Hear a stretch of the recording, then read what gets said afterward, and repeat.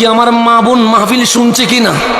এই মা কেমনে আশিক রসুল হয়, মেয়ে কেমনে নবীর প্রেমিক হয়। তো দেখেন 18 বছরের মেয়ে বলছে বাবা কোনো টেনশন নাই, মা আমাকে নিয়ে কোনো পেরেশান নাই, যেহেতু কামলিওয়ালা বলছে জুলাইবিব আমার স্বামী হবে, নবী যখন আমার স্বামী ঠিক করেছে আর বাহিরের কোনো কথা চলবে না, কালো হোক গরিব হোক স্যান্ডেল না থাকুক কাবার না থাকুক, নবী যেখানে রাজি আল্লাহ সেখানে রাজি, সুতরাং কোনো টেনশন নাই।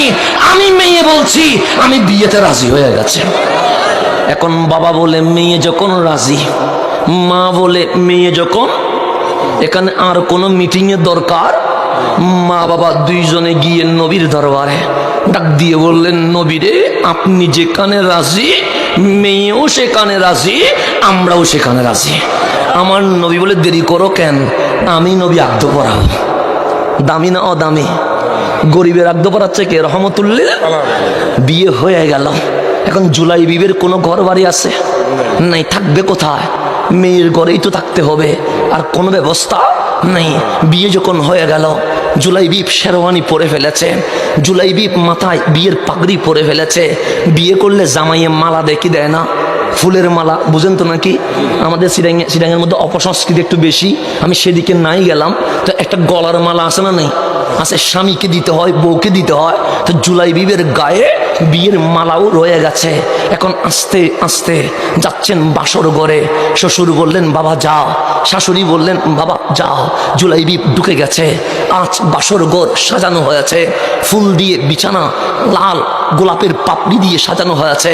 জুলাইবিব বাসর ঘরে বিছানায় উঠে বসেছে, চোখ দুটো দেখবে বউয়ের দিকে। হঠাৎ কানের মধ্যে এসে গেছে মসজিদে নববী থেকে কামলিওয়ালা নবী আওয়াজ দিচ্ছে জিহাদে যেতে হবে, জান মাল কুরবান করতে হবে, কে কে আছো মসজিদে নববীতে চলে আসো। আচ্ছা আমার যদি আজকে বিয়ে হয়, ধরেন আজকে আমার কি বিয়ে, আমি আপনি যদি সিরাজগঞ্জ থেকে বলেন 1 কোটি টাকা দিব, আমি জীবনে আসবো? আমি বলবো ভাই মাহফিল বারবার হবে, বিয়ে বারবার হবে না। কথা ঠিক নেই? বাসর ঘর কি বারবার হবে না? তখন আমি বলবো কোটি টাকার আমার দরকার নাই। মানুষ টাকা কেন? বউয়ের জন্য টাকা কেন? ছেলের জন্য টাকা কেন? মেয়ের জন্য। তো যেখানে বাসর ঘর সেখান থেকে আপনি কোটি টাকা দিয়ে আমাকেও বের করতে পারবেন না। তা আপনার বাস্তবতা। আপনি যদি আমাকে কল করে বলেন হেলিকপ্টার দিয়ে আনবো, 1 কোটি টাকা হাদিয়া দিব, আমি বলবো হেলিকপ্টার পরে চড়তে পারবো, কিন্তু বাসর ঘর বারবার হবে না। সুতরাং আমার বিয়ে আগে, মাহফিল পরে। আমি পরে বলবো বাসর ঘর বারবার আসে না, কিন্তু জুলাইবিবের কানে আসছে রহমতুল্লিল আলামিন নবী কামলিওয়ালা বলেছে জান মাল কোরবান করতে কে কে রাজি মসজিদে নববীতে চলে আসো।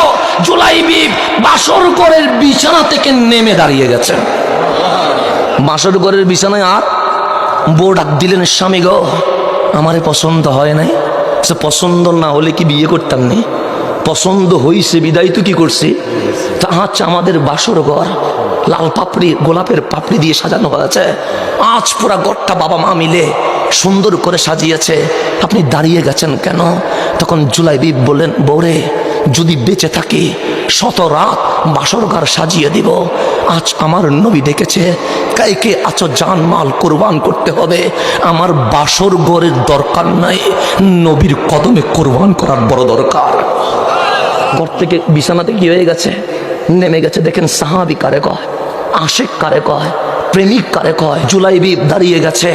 বিবি বললেন নতুন বিয়ে করেছেন, নবী আপনাকে জিজ্ঞেস করবে না।